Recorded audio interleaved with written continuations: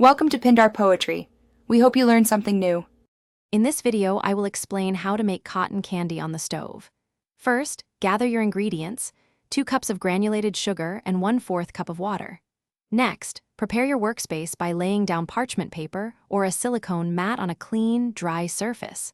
Finally, set up 2 wooden dowels or chopsticks approximately 6 inches apart, which will be used to catch the candy strands. This setup is crucial for success. Now, let's cook the sugar. Combine your 2 cups of granulated sugar and 1/4 cup of water in a heavy-bottomed saucepan. Heat this mixture over medium-high heat, carefully monitoring the temperature with a candy thermometer. It's essential to reach exactly 320 degrees Fahrenheit. Remember, do not stir the syrup once it starts boiling. This prevents unwanted crystallization and ensures a smooth, clear syrup for your cotton candy.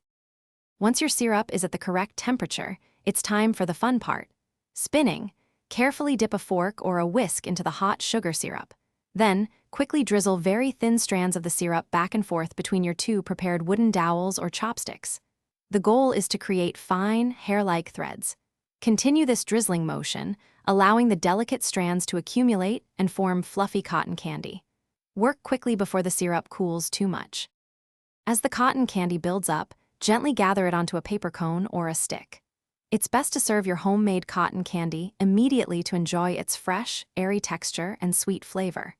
This method creates a truly unique treat right in your kitchen.